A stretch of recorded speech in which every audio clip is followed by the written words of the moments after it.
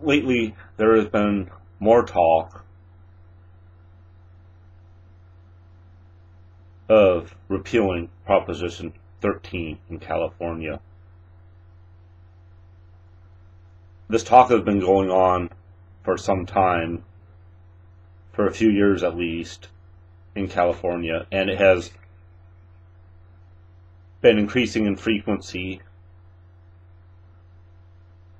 lately again. I'm sure for people that aren't in California that it's unlikely that you have heard of Proposition 13, and even many Californians, I don't think that they realize it exists. I say that because we are so ignorant as a whole about the amount of tax we pay. So, Proposition 13 was a ballot referendum back in the 1970s, which strictly limited property tax to 1% of the last sale price. So, for example, if someone paid $150,000 for a house, their property tax would be limited to $1,500 a year. This ballot measure, this Proposition 13, was passed because people were so fed up about property taxes that were too high and constantly growing higher and forcing people out of their houses. They could not afford to stay in their houses anymore because they budgeted for groceries, transportation expenses, food, and whatnot when they bought a house. And then the property tax crept up and up and up. And people were just fed up with it. And I currently live in California, and I've been looking around at different states in the nation, and it's not uncommon for the same value of house for the property tax to be about triple what it is in California. It is the one tax in California that is at a somewhat reasonable level, the property tax. If we lose Proposition 13, we'll be paying in line with these other states that are higher, namely about triple. So think of it. If you own a house where you pay $1,500 a year in property tax, you'll be paying $4,500 or $5,000 on that house, like other states, if the leftist politicians in this state get their way. I've looked around at states like New York, Connecticut, Illinois, other leftist states, and that is about what they pay. And I actually have relatives in Illinois, so I have not quite first-hand experience with this, but I know. And a person can look this up, by the way, real estate websites and whatnot. You can find out what the property tax rates are in various states. Even Texas is high. I just looked up a $110,000 house for sale in Texas, and that house has a $2,700 assessment on it. They don't have a state income tax in Texas, but their property tax rates are pretty high. So that is what we'll be facing in California again if Proposition 13 is repealed. Now, last I saw poll numbers on this, that California, about 2/3 of the people oppose repealing Proposition 13 on residential real estate.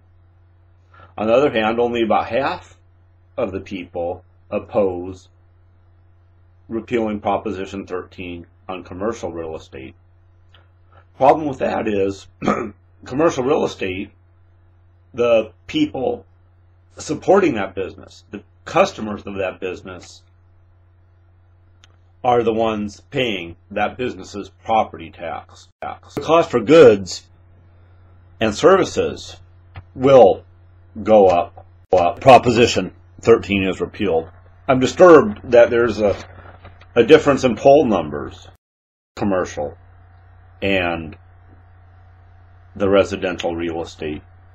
That will be another thing in addition to everything else in California, like the electric rates and everything else that I've talked about in California that makes it hard to compete in business in California.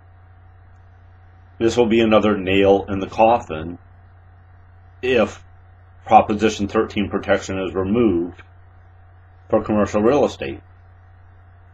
It's also, as people have said at times, the camel's nose in the tent, or they're getting their foot in the door, because if Proposition 13 protection is removed for commercial real estate, they aren't going to be happy with that in typical leftist fashion.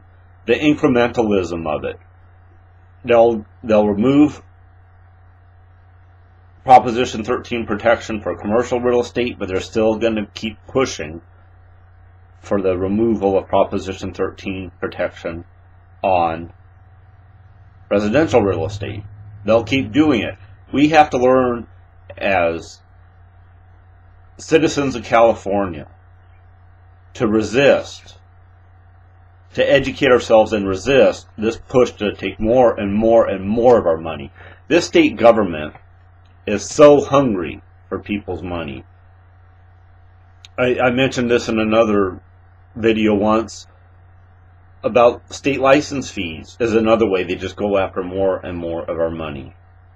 But this thing about raising property taxes is very concerning, because that can so easily undermine people's ability to hang on to the houses that they have worked so hard for. It's no wonder people are leaving California.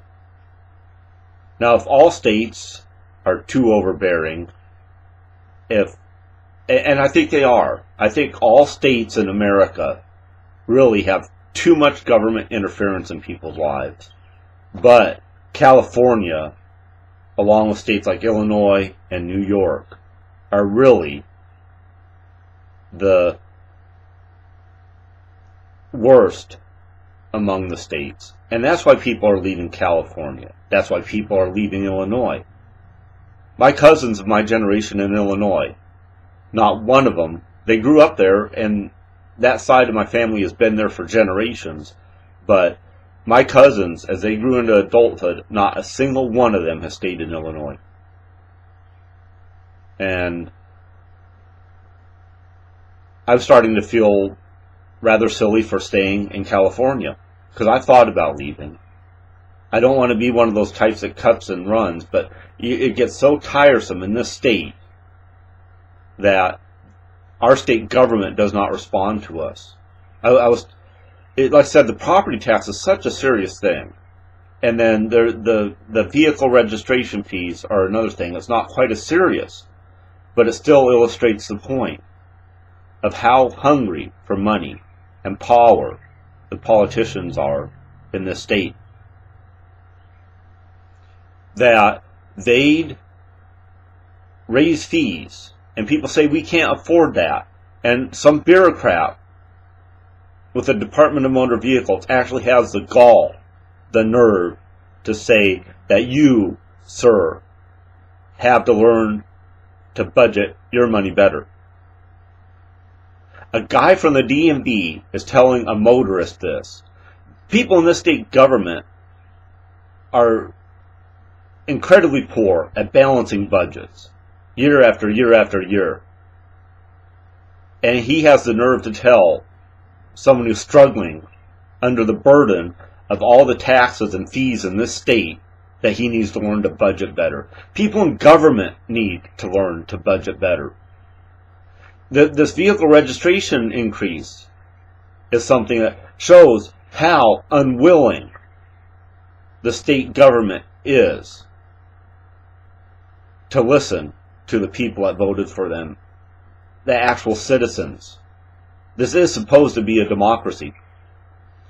But 74% of the people in the state did not want that vehicle registration increase. And they shoved it down our throats anyway. So it's unlikely they'll listen to us on this property tax thing if it really comes to a head. But we need to educate ourselves on this. We need to oppose this. It's just going to be more money pulled out of the private sector, out of the economy in the state. And we need to learn to fight against this stuff. We need to learn to unite, to hang on to the money we work so hard for. We have to stop being so naive. We need to stop trusting government. They lie to us. They don't listen to us. They shove stuff down our throat that's just unworkable. And I've gone into detail on other videos on this. They don't care that we don't want it. They don't care that it's unworkable. They don't care that there are better options. They're shoving the solar down our throats when we don't want it. If we have to use solar when we don't want solar, that is not freedom. Hydroelectric power is clean, it's affordable. Solar power is neither. It's not affordable, and we aren't even having the solar panels built in California because guess what? Environmental regulations make it too difficult. They're being built in Texas. Now, no state's perfect, but is there any wonder why Texas is thriving more than California? But no, we're chasing industry and people out of California. And a lot of them are going to Texas. Like I said, no state's perfect, but Texas has its affairs in order much more than California does. You can't chase businesses and taxpayers out of a state and expect that state to remain prosperous. I don't want any part of solar. I don't have solar on my house. I don't want solar on my house. It's getting to the point where solar on a person's house does not pay. PG&E is fighting to actually not allow people to have as much of a credit for electricity when they have solar on their house. And they also have something called a truing up charge. Solar really, and that's not even mentioning the subsidies. Solar will not survive without subsidies. I mean, and that causes unemployment in other sectors of the economy. And I've gone over this in other videos. This is a boondoggle. This is something that is not workable. You're having to take money from other people to make solar appear like it's something that's surviving in the marketplace, and many people are falling for it. Again, it comes down to educating ourselves. People need to understand that this stuff. If solar could compete without subsidies against other forms of energy like hydroelectric or nuclear, I'd be all for it. If it was just a private sector thing, a free market competition on a level playing field, I'd be all for it. But the fact is, solar does not compete against other forms of electrical generation. So meanwhile, in California, we're driving the price of electricity up because of boondoggles like this. Because we won't build nuclear, we won't build hydroelectric. Much of our electricity comes from coal. If people are squeamish about coal, to a degree I can understand that. But you have a choice then. We can go nuclear or we can go hydroelectric. But it seems like no one wants to do that either. We have to get our electricity from somewhere. And it has to be something that's affordable, that's cost effective. And if you're squeamish about coal, if you're squeamish about nuclear, then we have to build dams and hydroelectric plants. And it's a matter of decisions we have to make as citizens of the state. But if we continue to drive the price of electricity up, our business and industry here is going to be less and less competitive as time goes on. And that's a problem with Governor Brown's idea of these Carbon taxes. We already pay 36 cents a kilowatt hour in this state. Is it going to be 40 cents, 50 cents? Likely it will be. Think how much money that will cost business here. Think how much money that'll cost you on a personal level just to keep the air temperature in your house at a comfortable level in summer. Many parts of California are very, very hot. And what should be a $150 electric bill based on electric rates of other states turns into a $600 or $700 one in the hotter parts of the state. That drains a lot of money out of the finances of families. And, you know, I've said this in another video too, that the political machine in California is in San Francisco. San Francisco is not nearly as hot as much of the rest of the state. People in San Francisco, because the political machine that is there, it's like Chicago West, really have a huge amount of power, the voters in San Francisco. They have a smaller population than Los Angeles, but have much more to say about who gets in office. Gavin Newsom, Jerry Brown, Kamala Harris, just as three examples, are statewide politicians in Sacramento. They don't represent a district in the state assembly. They're, you know, a governor, lieutenant governor, attorney general. They're all from San Francisco. That is a result of the fact that the political machine in California is in San Francisco. And that is such an incredibly left-leaning city. And that is why we have politicians that are shoving these typical leftist ideas down our throat that do not work. Leftist ideas do not work. They fly in the face of the very basics of economics. Subsidies are just one example. Subsidies take money from a sector of the economy that is surviving in the marketplace to support a sector of the economy that is not surviving in the marketplace. Either it's not because it's just not workable or because it's inefficient. And I've gone into detail on this on my other videos, but that is what we are trying to do here in California still. And, you know, I'm trying to stick to the property tax thing, though. The property taxes,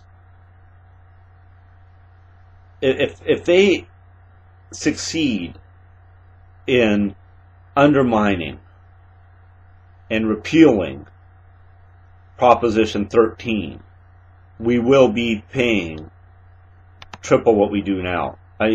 One just has to look at other states where they don't have the strict limit on property taxes as we do here in California. So if you own a $150,000 house in California, be ready for your property tax to go up $3,000. We have all these unfunded liabilities for firefighter retirement and police wages and just everything. All these unionized public employees are the ones pushing to repeal Proposition 13. They want that money. They're always after money. Just constant push for more and more and more of our money.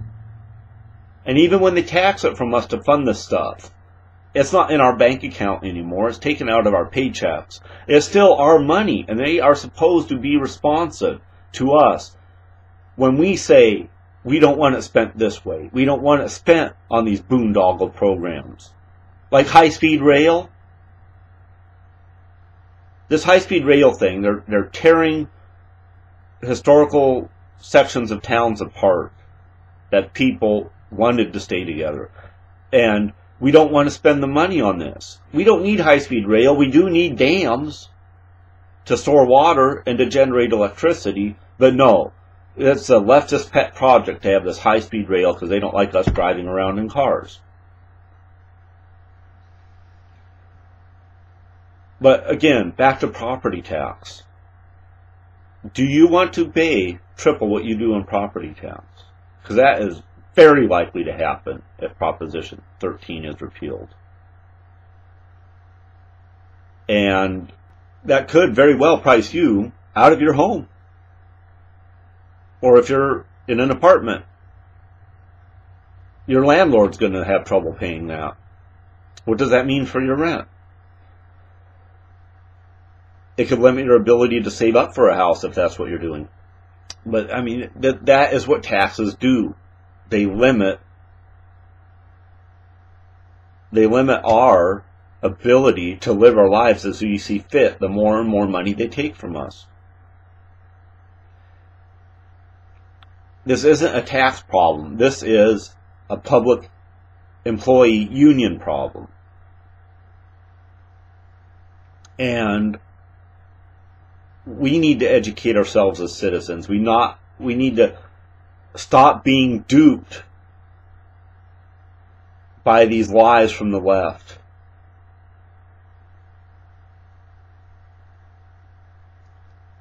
I have friends that work as so-called public servants, and I think they've totally lost sight of that idea that they are public servants. But I have a friend of mine that works for a school that earns $75,000 a year. That's 50% more than the median household income in that community. This is what drives this pressure to repeal Proposition 13, because they want more property tax money. But they don't understand that they're undermining communities when they do this. They're undermining people's ability to stay in a community. So they're undermining the community itself. And I've said this before, Stockton, California, the city government was in bankruptcy court. And the police and firefighter unions there, they weren't concerned that their community was bankrupt. They were just concerned about how the bankruptcy judge would modify their retirement package. That's why I say so-called public servants. That's why I say these public servants have lost sight of the fact that they are public servants. They're just in it for them. If they want to make a lot of money, that's fine. That's the American way.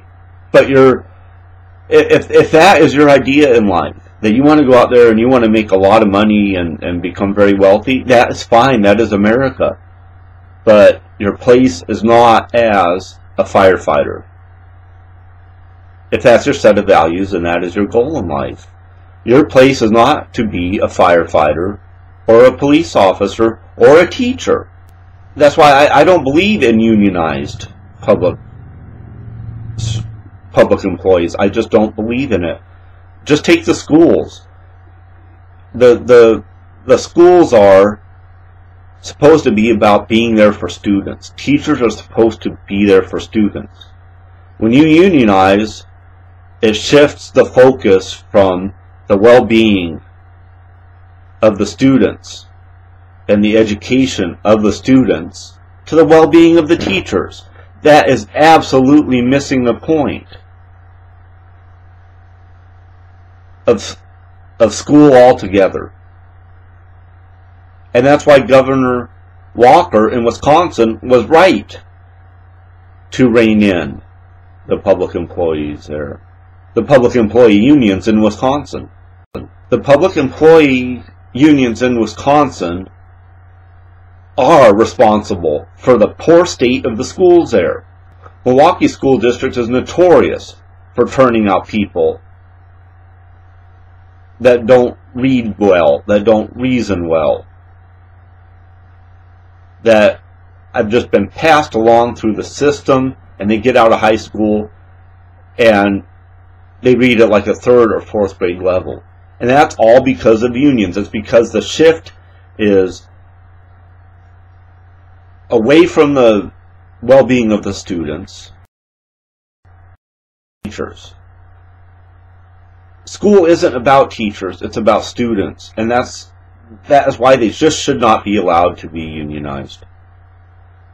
Unions in schools are they're negotiating over our money, the taxpayers' money. The school district and the union are negotiating over our money, and we have nothing to say about it.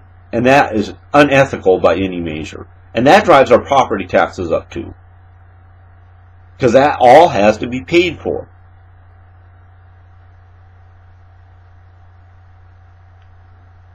And I meant to limit this more to property taxes, and but it's all part of the same problem, is that leftists always want more money, and they always want more power, and they will stop at nothing to achieve that. They have a greed for money, our money, and they have a greed for power over people's lives. So I think in California, they don't care that they're driving taxpayers out. They're replacing them with recent immigrants from elsewhere that are used to living in poverty. And that serves their goal of having more power over people's lives. They love power. They're drunk on power. And they'll drive taxpayers out even to achieve more and more power. If people are independent, politicians won't have power. And they know that. And they're playing a very cynical game here, if you can call it a game, but they're being very cynical about this. They want power at all costs. And they don't want thriving, independent citizens in California. They want people that are so poor and so hopeless that they must be dependent on government. And I've been over this. I've talked about this. It's to the point where in some cases they're requiring it by law. And Obamacare is one example of that. And where they don't require it by law, they even advertise for welfare programs. They even bug people that are proud of their independence and won't take welfare, even though they don't earn a lot of money. They're proud that they're actually being self-sufficient. And that's one thing a leftist hates, is a self-sufficient citizen. They want something more akin to the subjects of old feudal Europe, where their whole dependence is on government. And I'm very afraid that we're falling for this lie, lock, stock, and barrel. Thanks for listening.